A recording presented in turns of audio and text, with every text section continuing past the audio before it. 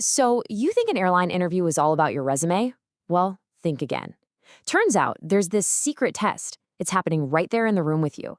And today, we're going to break down exactly what it is and give you the playbook you need to totally ace it. So, you walk into that interview. What are the recruiters really looking for? I mean, yeah, they know you can do the job. Your resume says so. But they're hunting for something else, something your resume can't possibly show them. And you know when it comes out? It's when things get just a little uncomfortable.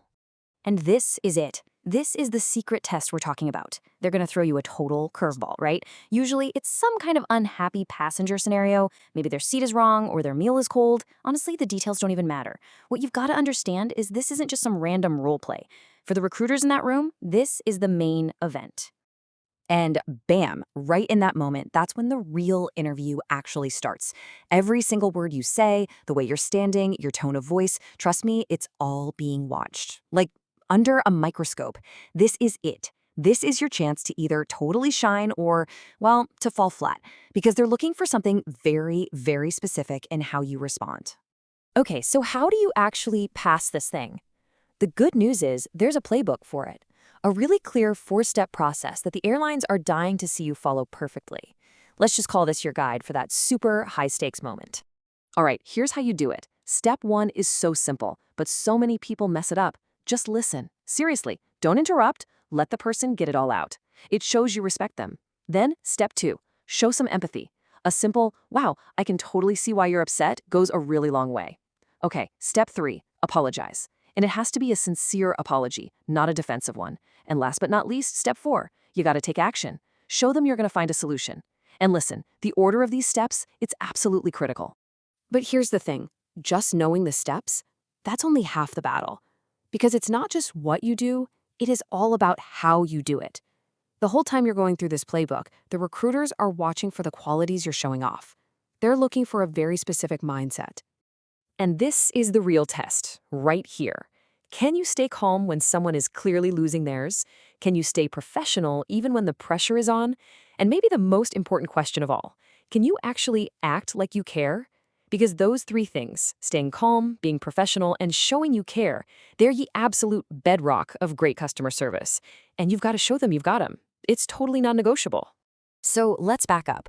Why do airlines care about this so much? I mean, it's not just about making one passenger's flight a tiny bit better. No. There's a much bigger business reason behind all this, and if you can understand it, you're going to really impress those interviewers. Okay, this is the big mental shift that will make you stand out. You might think your goal is pretty simple. Just solve this one person's problem, right? But the airline's goal? Oh, it's way bigger. They see a situation like this as a golden opportunity. Seriously, because if you handle a moment of conflict the right way, you can actually build a stronger relationship with that customer than if everything had just gone perfectly. A passenger who feels like you actually heard them and cared about their problem. They don't just walk away happy, they become a loyal customer, maybe for life. You know, this whole thing we've been talking about, it actually has a name. It's called emotional intelligence. It's really just the ability to manage your own feelings and respond to other people's feelings in a positive way. But pay attention to that last part, even if you can't solve the problem yourself. Because let's be real, sometimes you just can't fix it. But what you can always control is how you react. And that's what really truly matters. All right, let's wrap this all up. Picture it. You're in the interview.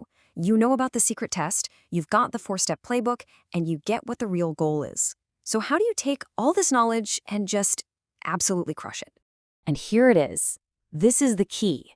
So many other candidates are going to get bogged down in the technical fix, what they can do for the passenger. But you're going to focus on the how. You're going to bring that calm, professional, empathetic vibe. And when you do that, you're showing them you have a much deeper understanding of the job. You're not just a problem solver, you're a loyalty builder. And I'm telling you, that will make you stand out from the crowd, instantly. So, we'll leave you with this to think about. This whole secret test of emotional intelligence, it's not just for airline interviews, right? It happens all the time. In retail jobs, when you're a manager, even just in our relationships with friends and family.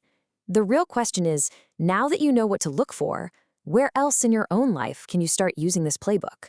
Where can you turn a moment of conflict into a real moment of connection?